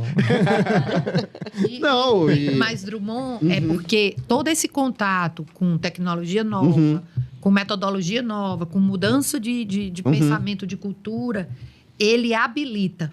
Isso. Ele habilita a você não querer viver mais naquela constância, naquela coisa parada, que mesmo a tecnologia ela sempre foi rápida, mas ela não, muitas vezes, é como você diz, eu tinha uma solução que eu desenvolvi há 10 anos, a nossa própria folha. Nossa própria folha é uma solução de pelo menos 10 anos. 20. Não sei. 20? Então, como é que eu consegui conviver com uma coisa de 20 anos? Daqui para frente, eu não estarei mais habilitada para conseguir conviver. Perfeito. Por quê? Porque eu estou sendo influenciada por um monte de coisa. Não é toda essa só realidade. tecnologia. E para mim, fecha essa cobrança, e eu acho que tem 2 coisas que eu me orgulho muito no projeto, depois eu comentei outra, mais uma é essa, é ver a equipe da CETIM utilizando o sistema. Porque eu não vou ter mais vida fácil, o processinho fácil eu não vou mais automatizar. Então eu tenho que estar num nível à frente, eu tenho que estar desenvolvendo. E a CETIM também, com o tempo, aumenta a capacidade, traz novas pessoas, as pessoas já chegam, já fazem formação. Então, vocês terem hoje, porque, assim, sempre é uma preocupação nossa, acho que, né, até enquanto cidadão, você não quer que nenhum órgão vire refém de uma ferramenta, de um fornecedor, de uma solução. A gente sempre fala, né, e sempre vai ser a discussão do CNMP, do CNJ, do governo federal, a necessidade de ter capacidade do Estado perante qualquer fornecedor. Isso é muito importante para a sustentabilidade de vocês, né? E hoje, ter o cliente, né, implementando serviços, e são coisas que a gente se coloca como parceiro, a gente quer que aquilo funcione. Prova a tese de que sim, né, low code é uma evolução, né? Low code é uma plataforma mais amigável onde você vai poder trazer as pessoas. Então, prova uma tese de negócio da ferramenta, que é uma tese de empresa que a gente trouxe para a nossa operação e que a gente acredita bastante. E é isso, eu acho que assim, hoje, com certeza, né, por todo esse dinamismo, eu gosto muito do modelo, né, de equilíbrio. Eu acho que é um equilíbrio competitivo. Tá todo mundo cobrando, melhorando, evoluindo, e isso, né, é um equilíbrio dinâmico. Então, mas as coisas vão sempre crescendo. Eu acho que hoje a gente vive essa situação muito positiva. Ninguém pode acomodar, né? Vocês, na organização de vocês, a Saida não pode acomodar, a Elo não pode acomodar. Claro que a gente tem que controlar sempre o estresse do dia a dia, claro que isso passa para as equipes, é um desafio lidar com isso. Mas é muito bom estar nessa posição e não na frustração, na acomodação. Eu acho que está todo mundo aqui em organizações que não passam por isso. Eu acho que o ponto que você lembrou muito bem do fato da Saida ser brasileira, estarmos aqui, né? É realmente um ponto relevante. Porque, como você disse, a gente poderia ter apostado em outra plataforma. Mas, assim, na hora que a gente precisa de algum ajuste na plataforma. Perfeito. Como já aconteceu várias vezes, né? E aí também o fato da Elo Group ter essa proximidade com o desenvolvedor da ferramenta, que é, no caso, a Saido, por diversas vezes vocês precisaram provocar a Saido. Perfeito. E a Saido fez ajustes para atender a nossa realidade. Então, de repente, com alguma outra solução, esse caminho podia ser talvez mais traumático, né? Sim. A gente ia ter limitações. Ou até inviável. Talvez porque inviável. às vezes você tem contrato com empresas Limitante até, né? limitantes que inviabilizam. Nós temos experiências. E nós temos realidades muito específicas no setor público que são necessárias ser adequadas. Eu tenho certeza que várias questões que a Saido adequou, né, em recursos humanos, né, o próprio social para o setor público é muito diferente. Só que aí você tem muitas vezes o outro lado. Muitas vezes você tem, né, outras empresas que fizeram um produto muito adaptável só para o setor público e pararam de evoluir porque só ele dá conta. Então a gente tem que sair desse contexto também de, né, ter uma soluçãozinha que faz aquilo dar conta. Eu fico muito feliz hoje de saber que a gente colocou, por exemplo, o IA no projeto daqui antes de colocar num projeto grande que a gente tem como montador em Saido. Né? Então, a gente colocou o IA num projeto do setor público antes, um time nosso que está trabalhando com a mesma solução de uma montadora de mercado privado, que é um mercado hipercompetitivo. Porque o setor público ele tem que ter, né, o melhor de tecnologia disponível. E, historicamente, por ser muito específico, né, por ter muita demanda, ele teve duas características. Ser pouco automatizado, porque tu tem que ser muito específico, você não consegue automatizar. As soluções não conseguiam atingir uma automação para eles. E ser muito especializados naquilo. E não estarem compreendendo uma dinâmica de competição de mercado. Eu acho que era uma coisa super necessária e que aqui a gente tem conseguido trazer. Bom, pessoal, nosso tempo já passou um pouquinho, então eu queria fechar com chave de ouro. A gente já contou um pouquinho sobre as lições aprendidas, mas queria que a gente falasse, né, fechasse com mais lições que a gente aprendeu com esse projeto. Eu acho que cada um de vocês pode falar um pouquinho e aí a gente encerra. Posso começar, né? Pode, claro. Eu gostaria só de enfatizar que é um projeto desafiador. Tem que ter coragem para fazer. Todas as empresas já partem de algo. Provavelmente não existe uma empresa que não tem nada implantado. No nosso caso, nós tínhamos diversos sistemas legados, ainda temos muitos, e precisa ter muita vontade, muita coragem, disponibilidade para apostar nisso, né? E não é fácil, né? Mas a gente tem que estar preparado para vencer os desafios que são postos. E são vários deles, né? A gente está conversando aqui, aparentemente podem estar achando que é tudo mil maravilhas, né? Mas a gente tem, sim, as questões habituais e já foi comentado também, né? Colocamos um serviço em produção e alguns erros aparecem, a gente tem que saber lidar com isso. Mas eu acho que a mensagem é estarmos preparados para dar uma pronta resposta. Se a gente fica demorando, e em alguns momentos a gente demorou, não é? Aí eu digo a gente instituição e fornecedor juntos, né? Quando demora um pouquinho a mais para resolver, para dar uma resposta a algum problema que ocorreu, aí a repercussão e o impacto dele parece que aumenta exponencialmente. Então, eu acho que a grande mensagem é ter planejamento, ter preparação, para que na hora que as situações apareçam, que a gente consiga agir rapidamente para resolver. Se deixar para depois, o problema aumenta muito. Eu queria só fazer logo a minha, porque ela tem tudo a ver com o que o Dilton falou, e eu vou falar só uma coisa para mim. Eu sempre tive muito apetite a risco, né? Eu adoro coisas desafiadoras, sempre gostei.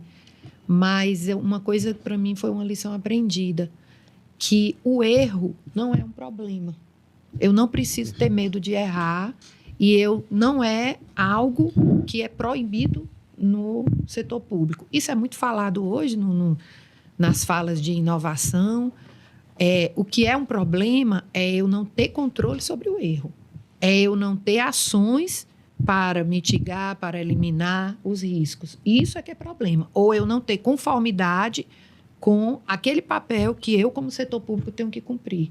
Então, para mim, uma das lições hoje, mesmo eu tendo apetite a riscos, muitas vezes eu tinha muito receio de errar. E hoje eu vejo que a gente vai errar mesmo. E se a gente não errar com controle, com planejamento, com todas essas boas práticas que o Dilton ressaltou, se a gente não errar assim, é difícil a gente ser disruptivo. É difícil a gente mudar o cenário. A gente vai ficar numa mesmice, vai ficar numa zona de conforto que o setor público não pode mais ficar. Hoje, a população, mesmo com todo o índice dela de dificuldade, de capacitação, de exclusão, de tudo, ela está se organizando. São muitos movimentos fora do setor público, exigindo competência, exigindo produtividade, exigindo mudança. Então, nós que estamos dentro do setor público, temos que absorver muito isso, como a Ana disse. A mentalidade do servidor público, ela é bastante diferente do passado. Não é milagroso, porque tudo é uma caminhada. Então, para mim, a lição é: o erro, não precisa ter medo dele, e ele não é proibido. Ele precisa ser tratado, controlado, observado, monitorado e corrigido, e muitas vezes com muita humildade. Não precisa a gente ter medo de dizer que errou também. Bom, eu vou citar 2 lições aprendidas, mas não vou esgotar, não, porque são tantas, né? Não se preocupa, não, viu? Tá, pode deixar. Eu citaria uma primeira que a gente, inclusive, veio de uma experiência anterior, passada, né?